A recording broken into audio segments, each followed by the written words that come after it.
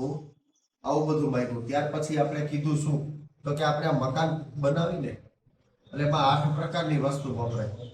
પેલા સોનું, ચાંદી, ત્રાંબુ, પિત્તળ, કાંસુ, પછી લોખંડ, લાકડું અને શીશુ, આવી 8 પ્રકારની વસ્તુ વપરાય। હવે એની અંદર આપણે એકાદી 2 વસ્તુ વાપરી હોય। હું એક લાકડું વાપર્યું, લોખંડ વાપર્યું। હવે તો ઓલા પાયામાં આ લોકોએ કર્યું હોય મુહૂર્ત તો, નકર ન કર્યું હોય તો એ કાંઈ એમાં હોય નહીં। એટલે આવું બધું 8 પ્રકારની વસ્તુ વપરાય। ત્યાર પછી આ મકાન બનાવી એટલે એની અંદર કોઈ પણ જીવજંતુ મૃત્યુ પામે, દોષ કોને લાગે? રહેવા આવે એને। એ દોષમાંથી મુક્તિ પામવાને માટે આપણે વાસ્તુ યજ્ઞ કરવાનું। કારણ કે ભગવાનને શિવજી મહારાજે પણ વાસ્તુ યજ્ઞ કરાવેલો હતો। માં પાર્વતીની અર્થ થઈ કે ભાઈ આ બધાને બંગલા છે તો આપણે કેમ નહીં? એટલે એને વિશ્વકર્મા દાદાની આજ્ઞા કરી અને વિશ્વકર્મા દાદાની આજ્ઞા થકી સરસ મજાનો રાજમહેલ બનાવવામાં આવ્યો। તો એમાં હીરા, માણેક, મોતીના પિલોરો બનાવવામાં આવ્યા। આખો મહેલ સોનાનો બનાવ્યો। અને વાસ્તુ કરવા માટે પછી વિદ્વાન બ્રાહ્મણની જરૂર પડે કે જાણકાર હોય એમ। બ્રાહ્મણ બધા પૂજનીય છે, પણ સારો જાણકાર બ્રાહ્મણની જરૂર પડે। એટલા માટે ત્યારે કોણ હતો તો કે રાવણ સિવાય કોઈ એવું જાણકાર હતો। એટલે રાવણને બોલાવ્યો વાસ્તુ યજ્ઞ કરવા। યજ્ઞ કર્યો કુંભ પધરાવવા માટે। રાવણને મહેલ ગમી ગયો એટલે કીધું કે ભગવાનના મહેલ મારે જોઈ છે। ભગવાન કે દીધો તમને। ભગવાનને ડેલીએથી જ પાછા વળી ગયા। આપણે હમણાં કુંભ પધરાવશું ત્યારે બ્રાહ્મણ કે ને તો જ અંદર એન્ટર થવાય, અવાય, નકર અવાય નહીં, પ્રવેશ થાય નહીં એમ સમજ્યા? એટલે ત્યારે પણ વાસ્તુ યજ્ઞ હતો જ। અને ભગવાન શિવજી મહારાજે વિશ્વકર્માને આજ્ઞા કરી, પણ વાસ્તુદેવને યજ્ઞનો અધિકાર આપ્યો કે કોઈ પણ નવું મકાન બનાવવામાં આવે એની અંદર જો વાસ્તુ યજ્ઞ કરવામાં નહીં આવે તો એ ભૂમિને, એ મકાનને સ્મશાન સમાન ગણવું। શું કામે સ્મશાન સમાન ગણવું? તો કે અનેક જાતના જીવજંતુ મૃત્યુ પામેલા હોય, એનો જીવ અહીંયા ભટકતો હોય, કીડી મકોડાથી માંડી તો પછી અહીંયા મજૂર કામ કરતા હોય ને લોહીનો ટસ્યો નીકળે ને તો એ દોષ કોને લાગે? રહેવા આવે એને। એ દોષમાંથી મુક્તિ પામવા માટે અમે આ ભૂમિની અંદર હજારો વર્ષ સુધી સુખ, શાંતિ ને સમૃદ્ધિની સાથે રહી શકી એટલા માટે થઈને વાસ્તુ યજ્ઞ કરવામાં આવે। કારણ કે ઘણા આપણે મોટા મોટા મહેલ બનાવ્યા, 1-1 કરોડના, 2-2 કરોડના મકાન બનાવ્યા, 5 ગોયની જમાડીને રહેવા વહી જાય। અમે કોઈને કાંઈ ન બોલી, પણ જે નિયમ અનુસાર છે એ તો કરવું જ પડે। કારણ કે એની અંદર જે દોષ છે એ તો દોષ કાઢવો જ પડે। એટલા માટે થઈને વાસ્તુ કે અમે આ ભૂમિની અંદર અમે તો રહી, પણ અમારા સંતાનો પણ સુખ, શાંતિ ને સમૃદ્ધિની સાથે રહે। એટલા માટે થઈને વાસ્તુ યજ્ઞ કરવામાં આવ્યો। એવો સંકલ્પ તમારી પાસે કરાવ્યો પેલા। ત્યાર પછી આપણે સાક્ષીની પૂજા કરી, સૂર્યનારાયણની પૂજા કરી, દીવાની પૂજા કરી, જે ધરતી ઉપર કાર્ય ધરતીની પૂજા કરી, આવેલા બ્રાહ્મણોને નમસ્કાર કર્યા, આ બધી પૂજા કરી। ત્યાર પછી વરુણ ભગવાનની, દરિયાલાલની પૂજા કરી, કલશની પૂજા કરી, એ બધું થયું। ત્યાર પછી ગણપતિ દાદા ને માતાજીની પૂજા કરી। ગણપતિ છે એ વિઘ્નને હરનાર છે ને એની યાદ તો કરી તો વિઘ્ન કરતા પણ છે। એટલે ગણપતિ મહારાજને નમસ્કાર કર્યા કે અમારા આ નવી ભૂમિમાં સૌથી પહેલા તમારી પૂજા અર્ચા કરી છે, હે માં તમારી પૂજા કરી છે। એટલે ગણપતિ ને માતાજીની પૂજા એટલે કરી કે અમારા જીવનમાં ક્યાંય પણ વિઘ્ન આવે નહીં, અને માં છે એ રક્ષા કરે, બાકી કોઈ રક્ષા કરે નહીં। બાકી બધા માસીઓ કહેવાય, પણ કુળદેવી હોય એ જ તમારી રક્ષા કરે। એટલે આપણે વર્ષમાં એકવાર નિવેદ કરવામાં આવે। એટલા માટે થઈને માતાજીના આંગણે યજ્ઞ કરવામાં આવે। કારણ કે માતાજીનો યજ્ઞ કરો ને એ માતાજીના આંગણે એટલે એની શક્તિ વધે। આપણે જઈમાં ન હોય તો આપણે શું કહીએ? આની નબળાઈ આવી ગઈ હે, અને થોડીક ઓલું થાય તો આપણે ડોક્ટર પાસે જાય કે શક્તિનું ઇન્જેક્શન મારવું પડે। તો મૂળ મેઇન શક્તિ તો આપણા કુળદેવી છે, આપણે એને અત્યારે સાઈડમાં મૂકી દીધા। તો એ કુળદેવી માતાજીની આપણે પૂજા કરી, આ બધું થયું। ભગવાનની પૂજા કરી, પ્રાર્થના કરી, અર્ચના કરી, આરતી કરી, ત્યાં લગી બધે લગભગ આપણને બધું ખ્યાલ હોય, એટલે એ કઈ બહુ જાજુ નહીં। પણ હવે ત્યાર પછીની જે પૂજા કરી શું કરી તો કે પુણ્ય વાંચનની વિધિ કરી, કલશની પૂજા કરી। આપણા પુણ્યનું વાંચન કરવાનું। અત્યારે યુગ એવો છે કે 5-50 રૂપિયાનું દાન આપે ને 4x6 ની તકતી મરાવે, હું અને 50 જણાને હાથ પડ્યા કે ને ત્યારે આત્મ શાંતિ થાય, મેં હાઈશ મેં દાન કર્યું. પણ દાન કેને કહેવાય કોઈ ખ્યાલ છે નહીં. જમણા હાથે દાન આપો અને ડાબા હાથને પણ ખબર ન પડે એને દાન કહેવાય.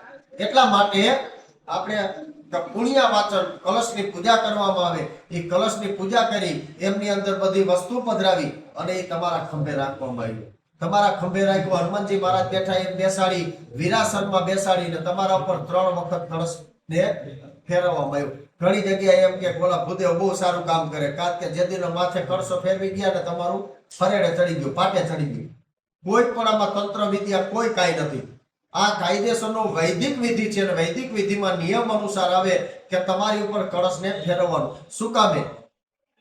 તો કે ધરતી ઉપર લાંબામાં લાંબુ આયુષ્ય હોય તો કોનું? 3 વ્યક્તિનું. દીર્ઘ એટલે લાંબુ. કેનું? તો કે નદી, નાગ અને પર્વત. આવું અમારું લાંબુ આયુષ્ય બને એટલા માટે થઈને તમારા ઉપર કળશ ફેરવવામાં આવે. આમાં કોઈ ભૂટકો નથી કર્યો, કાંઈ કર્યું નથી. ઘણા એમ વાતો કરતા હોય અમે તો સાંભળ્યું છે એટલે. તો આવું કરવા આ વિધિ પુણ્ય વાચનની વિધિ થાય. ત્યાર પછી જે વિધિ આગળ આવી એ આખી પુણ્ય વાચનની વિધિ થાય. ત્યાર પછી 5 પ્રકારના આશીર્વાદ માંગવામાં આવ્યા. ક્યાં? તો કે પેલા પુણ્યનું વાંચન કર્યું કે આ કર્મ દ્વારા અમારું પુણ્ય ફાલે ફૂલે ને વિકસે. અમે ખૂબ જ પુણ્યશાળી બની. ઓલા દાદા હતા ફૂલ ને ચોખા તમારી પર છાંટ્યા 5 વખત. થઈ જા. શું કામે? તો કે કોઈ પણ સત્કર્મ કરો એટલે પુણ્યનું બેલેન્સ જમા થાય. અને ક્યાં જાતા હોય પડતા પડતા રહી જાય તો શું કહે? ગઈઢાના પુણ્ય આડા આવ્યા બોલી ને. તો એ લોકોએ કઈક વાવ્યું હોય તો આપણને લડવાનો વારો આવે. એમ આપણે વાવી છીએ, આનું ફળ મળે એ ચોક્કસ વાત છે. ન મળે એવું નથી, પણ ક્યારે મળે કેવી રીતના મળે એ મને ખબર નથી. મળે એ 100%ની વાત છે. એટલા માટે પુણ્ય મને માંગ્યું. પુણ્ય દ્વારા અમારા પરિવારનું કલ્યાણ થાય. એ કલ્યાણ અમે કલ્યાણમય બની, કલ્યાણ જીવી બની અને કલ્યાણકારી બની. પુણ્ય દ્વારા અમારું કલ્યાણ થાય. હવે પુણ્ય હોય, કલ્યાણ હોય, પણ આપણો વિકાસ ન હોય તો બતાવો. એટલે ત્રીજું માંગ્યું શું? તો કે દિન પ્રતિદિન અમારા જીવનમાં, અમારા કાર્યમાં, અમારા વ્યવસાયમાં પ્રગતિ થાય, ઉન્નતિ થાય, વિકાસ થાય. કારણ કે આ ફ્લેટ લીધો હોય અહીંયા તો પછી અમારી લોન તો કરી જ હોય ને. તો એ હપ્તા ભરવા માટે પણ આપણી પ્રગતિ જરૂરી છે ને. કારણ કે સેલરીમાં વધારો થવો જોઈએ. એટલે અમારી દિવસે દિવસે પ્રગતિ થાય, ઉન્નતિ થાય, વિકાસ થાય.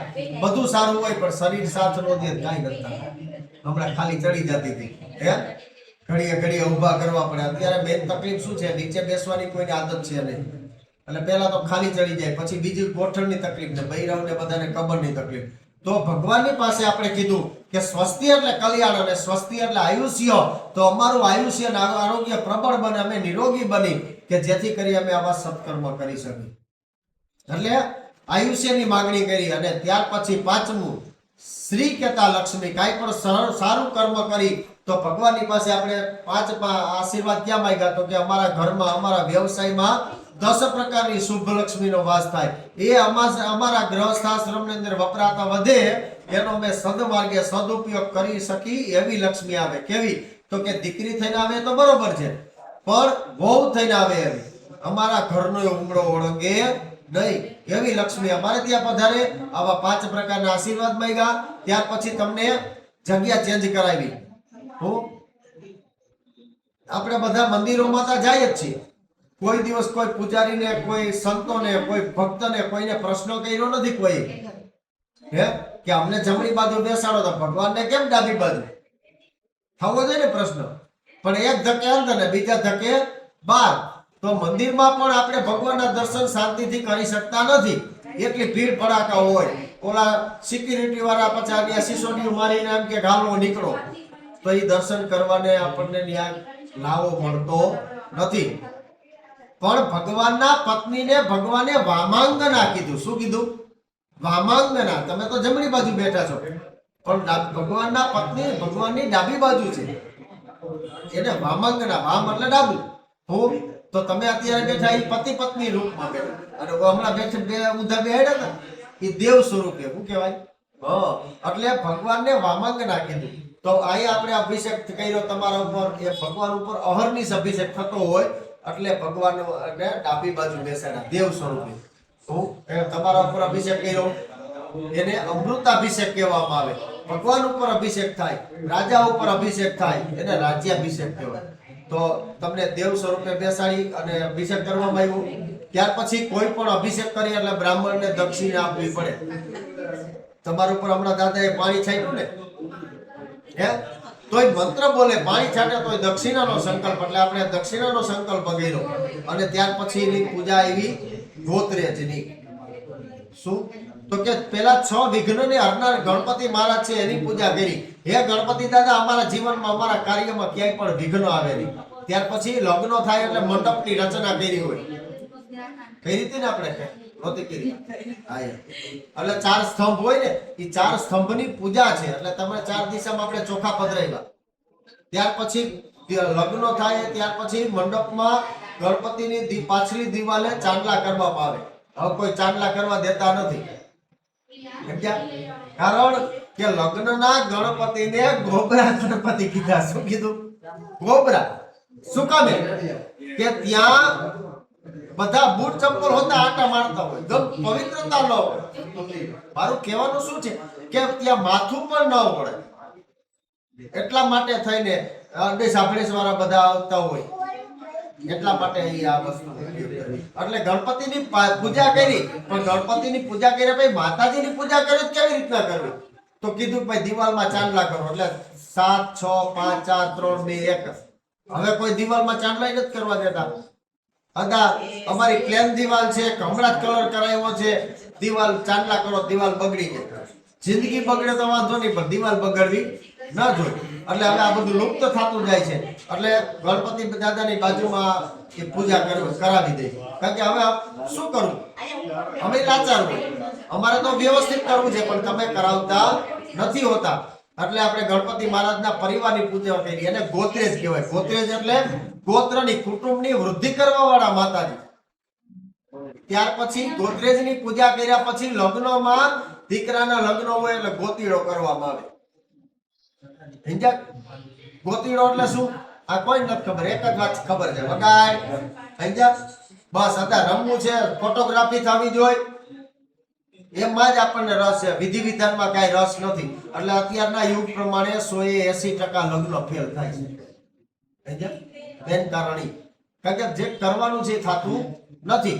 એટલે ગોત્રેજની પૂજા કરી. ગણપતિ મહારાજના સ્થાપનમાં આપણે ત્યાં માતાજીને જમાડ્યા. બરોબર, હમણાં મગલાપસીને આપણે ધરશું. બરોબર, એ ગણપતિ દાદાના સ્થાપનની પૂજા કરી. ત્યાર પછી તમારી પાસે એક સંકલ્પ મેં કરાવ્યો. હું બધું બોલી ગયો, બધું એનું ગુજરાતી કહું છું. તમને થોડું સમજાવું છું, કામે ખ્યાલ આવે. એ સંકલ્પ શેનો છે? તો કે લગ્ન થયા હોય ને ત્યારથી તમારે 18 આહુતિ ઘીની, 18 ચોખાની અને 18 ગોળ અથવા સાકરની આહુતિ અગ્નિમાં જમાડવા પડે. પેલા ચૂલામાં હતા, અખંડ અગ્નિ રાખતા. હવે તો આપણે અખંડ અગ્નિ રીએ નહીં, ગેસ તો કઈ ચાલુ રખાય નહીં, નકર બિલ કેવડું આવે. હે, એટલે હવે આખું ચોરતા ચોરતા આપણે તો 5 પ્રકારના પાપ લાગે દરેક ગ્રહસ્થીને. વાસી સંજવારી કાઢો એ પાપ લાગે. પછી આખું ચોરતા ચોરતા અગ્નિ પેટાવ્યું એટલે સૂક્ષ્મ જીવોનું જે બર્નર ઉપર બેઠા હોય એ મૃત્યુ પામે, એ દોષ લાગે.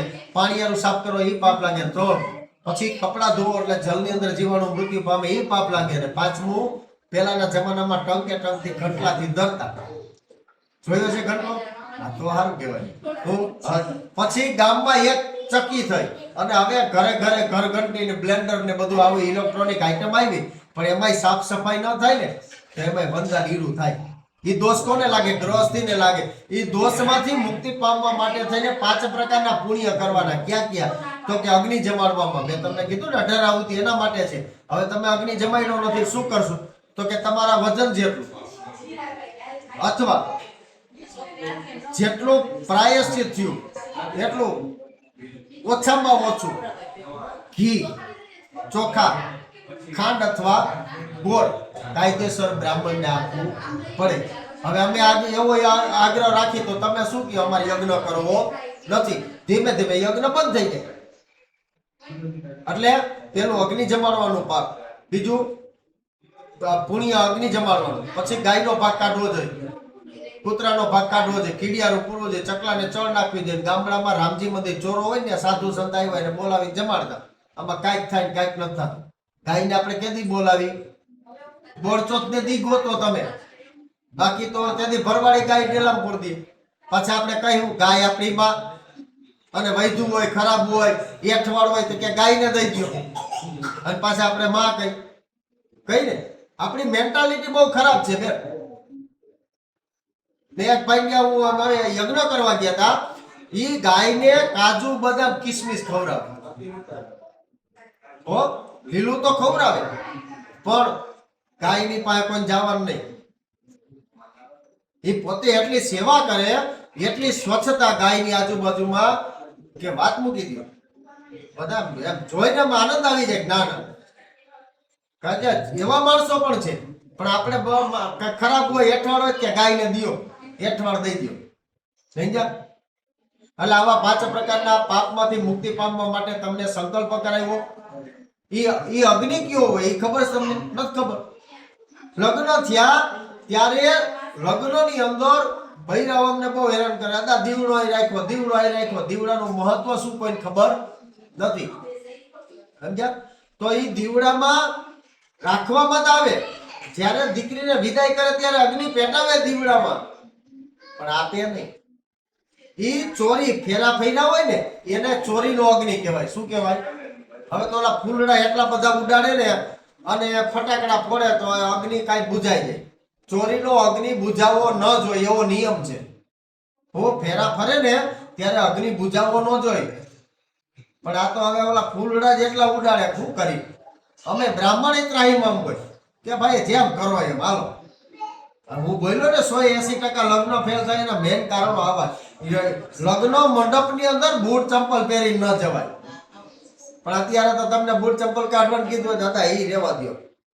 અમારી ફેશન વિખાઈ જાય. જિંદગી વિખાય તો વાંધો નહીં, પણ ફેશન વિખાવી ન જોઈએ. એટલે એ અગ્નિ ચોરીનો કહેવાય. ચોરીના અગ્નિમાંથી અગ્નિ પેટાવી અને દીકરીને દીવડા દ્વારા ભેગું આપે. એટલા માટે દીવડાનું મહત્વ છે. અને દીકરી સાસરે જાય એટલે નવા ચૂલાની પૂજા કરીને એ અગ્નિ એમાં પધરાવે. ચોરીનો અગ્નિ ક્યાં આવ્યો? ચૂલામાં. પછી રોજ અગ્નિ રસોઈ બનાવે, અગ્નિ જમાડે, અને એ થઈ ગયા પછી દેતવા ફારી દે. પછી જરૂર પડે ત્યારે એમાંથી અગ્નિ લે, ચૂલામાંથી, અને ડેલીની 12 અગ્નિ પેટાવે. સમજ્યા? અને એ એક દોણીમાં રાખ્યું હોય અને એ લઈને ભેગા જાય. ક્યાં જાય? ચોરીનો અગ્નિ ચિતા સુધી જાય. નિયમ આવો છે. પણ હવે હાલે ડીંડવાળું હાકો. તમને રસ નથી, બ્રાહ્મણને જરાય ન હોય. કારણ કે બ્રાહ્મણને સારું કર્મ જ કરવું છે. તમારે સમયસર જ આવી જાય, સમયથી પહેલા આવી જાય, પણ તમે સમયે કામ કરવામાં રાજી નથી. એટલા માટે થઈને લગ્નોમાં અત્યારે તકલીફ પડે વધારે. કારણ કે અત્યારે આપણે યુગ એવો છે, વ્યસન, ફેશન અને ડેકોરેશન, વિધિ વિધાનનું મહત્વ જ નથી. કારણ મેં પહેલા કીધું કે આપણા માતાજીનો મઢ હોય, મંદિર હોય, ત્યાં કાં બૂટ ચંપલ પહેરીને નથી જતા. આપણે વિડિયા વાળા, ફોટા વાળાને કોઈને કહેશું નહીં કે બૂટ ચંપલ બહાર કાઢો. ના, આવડે ને ફોટો પાડો, સરસ ફોટો પાડો. તે આપણે ફોટામાં રસ હોય કેનું, પણ બૂટ ચંપલ બહાર કાઢવાનો એને નિયમ ન હોય, લાગુ પડે. અમે કાં બૂટ ચંપલ બહાર કાઢીને આવી, પણ એ નિયમને ચૂકી ગયા છીએ એટલે આપણે દુઃખને નોતરી છીએ, એટલે આપણી ઘરે દુઃખ આવે છે. એટલે આ 5 પ્રકારના પુણ્યમાંથી તમારે 3 વસ્તુ કરવાનું. મારે ઘી નથી જોતું, ચોખાઈ નથી જોતા, ગોળ કે સાકર નથી જોતું. પણ આ વસ્તુ નિમિત્તે તમારે શું કરવાનું? તો કે ગાયને લીલું નાખવાનું આપણી શક્તિ પ્રમાણે, બીજું કીડિયારું પૂરવાનું આપણી શક્તિ પ્રમાણે, અને ત્રીજું ચકલાને ચણ નાખવાની આપણી શક્તિ પ્રમાણે. કાલ સાંજ સુધીમાં કરી નાખજો. મેં કહી દીધું, સંકલ્પ કરાવી દીધો. બ્રાહ્મણ છે એ કઈને છૂટી જાય, નદી છે એ વહીને છૂટી જાય. મારે વિધિ વિધાનમાં આવે એ બધું કરવું જોઈએ. એટલે આપણે સંકલ્પ કર્યો. ત્યાર પછી તમારું આયુષ્ય અને આરોગ્ય પ્રબળ બને એટલા માટે થઈને આયુષ્યના મંત્ર બોલ્યા. પછી કોઈ પણ કાર્ય કરો તો કોની કૃપા હોય તો આપણી ઘરે સારો અવસર આવે. તમે એમ કે અમારા માતાજીની કૃપા થઈ, બધી વાત સાચી. પેલી કૃપા તમારા પિતૃની. અને અત્યારે આપણે યુગ એવો છે, પિતૃથી બધા વિવે. અને એમના પિતૃનું નામ લ્યો તો 1-2 જણા ધૂણવા માટે. ધૂણવું કોઈ ડિક્શનરીમાં લખ્યું નથી. આદિ અનાદિ કાળથી ભગવાન રામે પિંડદાન કરેલું છે. કૃષ્ણની પાછળ પિંડદાન થયું. અહીંયા દ્વારકા પાસે પિંડારા ક્ષેત્ર છે આખું. તો કોઈ કૃષ્ણ કે રામ કે દશરથ કોઈ ધૂણ્યા નથી. આ તો ક્યાંથી ધૂણવાનું છે એ મને નથી ખબર. પણ એ પિંડદાન છે એ મહત્વનું છે, વિધિ વિધાન છે એ મહત્વનું છે, વેદ છે એ મહત્વનું. આદિ અનાદિકાળથી વેદ જ છે, વૈદિક વિધિ જ હતી. તો પિતૃ છે એને સ્મરણ કરો સમયે સમય, એટલે રાજી થાય. પિતૃ ક્યારેય નારાજ થાય નહીં. આ તમારા મમ્મી પપ્પા છે એ તમારી ઉપર નારાજ થાય, તમે આ મકાન લીધું કાંઈ ફેરફાર કરો તો એ હું કે હા બટા તે સારું કર્યું, તને ગમ્યું એવું કર્યું ને તે. કોઈ દી એમ કે ડારો દે કે કેમ કર્યું મને પૂછ્યા વગર. પણ એને ઈચ્છા એટલી હોય કે એને પૂછો ખાલી. હું એમ પિતૃની એટલી ઈચ્છા હોય મને સમયે સમયે યાદ કરે. એટલે આપણે પિતૃનું સ્મરણ કર્યું, કારણ કે પિતૃ કોઈ દિવસ ખરાબ કરે નહીં દીકરાનું. પિતૃનું સ્મરણ કર્યું, ત્યાર પછી બ્રહ્માજીની પૂજા કરી. જો આ સ્થાપનમાં બ્રહ્માજી છે, બ્રહ્મા વગર યજ્ઞ ન થાય, એટલે બ્રહ્માજીની પૂજા કરી, એને કાંડું બાંધ્યું, તમને કાંડા બાંધ્યા. આટલી વિધિ કરી. હવે આપણે કુંભ ભરવા જવાનું છે નીચે. કુંભની પૂજા કરી અને પછી અગ્નિ સ્થાપન અને યજ્ઞ, બરોબર.